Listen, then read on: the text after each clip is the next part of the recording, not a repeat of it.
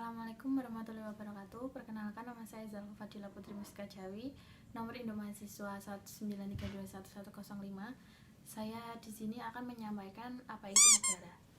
Negara adalah suatu daerah yang diduduki oleh sekelompok orang. Negara dikelola oleh satu pemimpin yang diakui kedaulatannya oleh bawahannya.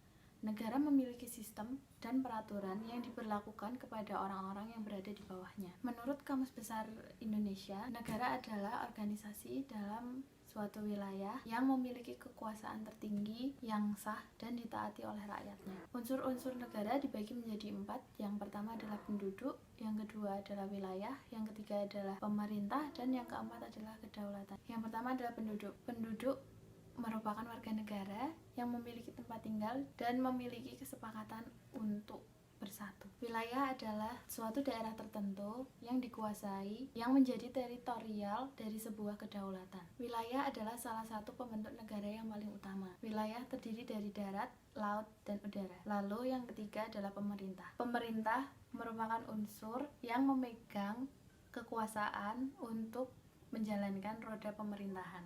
Lalu yang keempat, kedaulatan. Kedaulatan adalah kekuasaan tertinggi untuk membuat undang-undang dan cara melaksanakannya. Di samping unsur konstitutif tersebut, masih terdapat unsur tambahan, yaitu unsur deklaratif yang berupa pengakuan dari negara lain. Unsur tersebut merupakan unsur negara dari segi hukum, tata negara, atau organisasi negara. Yang selanjutnya adalah fungsi negara. Fungsi negara dibagi menjadi 4. Yang pertama adalah fungsi pertahanan dan keamanan, lalu yang kedua fungsi keadilan, lalu yang ketiga fungsi pengaturan dan keadilan, dan yang terakhir adalah fungsi kesejahteraan dan kemakmuran. Yang pertama adalah fungsi pertahanan dan keamanan, yaitu negara wajib melindungi unsur negara seperti rakyat, wilayah, dan pemerintahan dari segala ancaman, hambatan, ataupun gangguan, serta tantangan lain yang bersifat internal dan eksternal. Contohnya adalah TNI menjaga perbatasan negara. Yang kedua adalah fungsi keadilan. Negara wajib berlaku adil di depan umum dan di muka hukum tanpa adanya diskriminasi atau kepentingan tertentu. Contohnya adalah orang yang melakukan tindakan kriminal tidak dilihat dari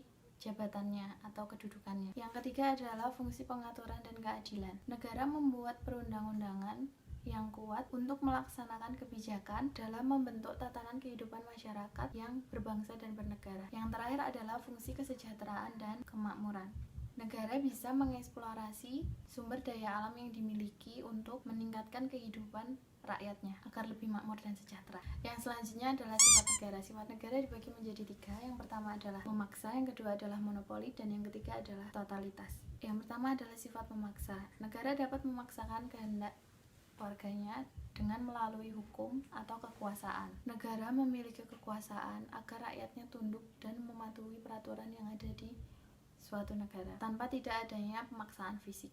Yang kedua adalah sifat monopoli. Negara menetapkan tujuan bersama dalam bermasyarakat. Negara dapat menguasai hal-hal seperti sumber daya penting untuk kepentingan orang banyak. Negara mengatasi paham individu dan juga kelompok.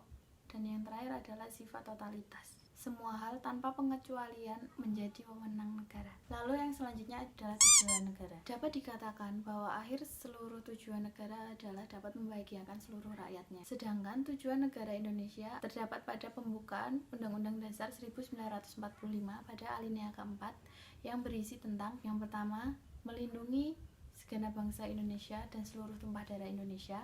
Yang kedua, memajukan kesejahteraan umum. Yang ketiga, mencerdaskan kehidupan bangsa. Dan yang keempat adalah ikut melaksanakan ketertiban dunia. Lalu yang terakhir adalah bentuk negara. Berikut adalah bentuk-bentuk negara yang ada di dunia. Yang pertama adalah negara kesatuan, negara serikat, perserikatan negara, uni yang dibagi menjadi 2, uni real dan uni personil, dominion, koloni, protektorat, mandat, dan trust. Sekian dari saya, mohon maaf apabila banyak salah kata. Wassalamualaikum warahmatullahi wabarakatuh.